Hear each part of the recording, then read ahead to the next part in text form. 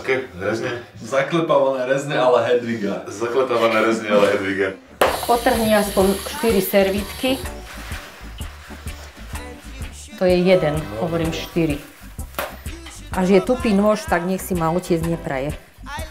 Osoliť. Teraz ho trošku, nemusíme, no to bude riadne. Nie ticho. Dobre, stačí, ešte sa to raz bude robiť. No Braňo, takto to poomáčaš do tej strúhanky. To takto zaklepeš tú strúhanku do toho, aby sa to tam prilepilo. A ešte na druhú stranu, ona musí byť tam zaklepaná. To je ten kumšt toho. Stačí, otoč to. Tak to takto celé dám. Braňo, pozri, čo robíš. No.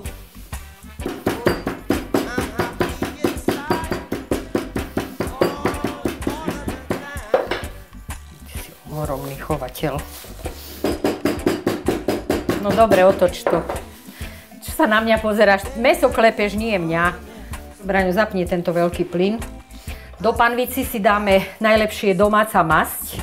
Ale Branko, my zatiaľ nestojíme. Ideme robiť ďalšiu vec. Dobre to rozprudluj. Nedvíhaj tú panvicu, ona sa sama rozpustí, tá masť.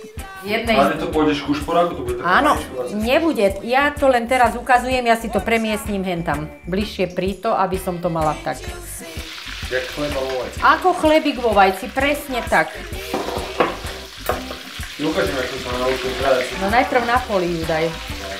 No. Daj mi jednu varku, ja. No už aj ti dám, počkaj. No nech sa páči. To prdela.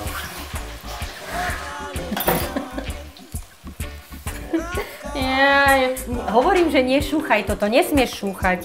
Máme tu už to mäsko pripravené, takto.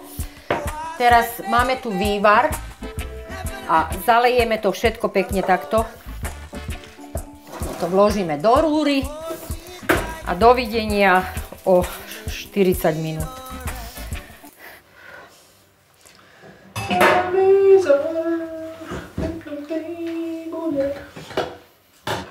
Tak toto je moja mamina a jej obľúbený recept, moje obľúbené jedlo, zaklepávaná rezne ale Hedviga, priamo z Kalexity. Ďakujem, mami. Prosím, dobrú chuť. Ďakujem. Ale iba ťa už ani nebude mať rýžu.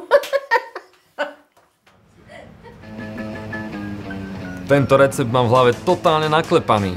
Takže 5. marca vám navaríme zaklepávané hovädzie a la vec. Tu v centre Bratislavy, v kuchyni Kontaktu s týmito chlapcami.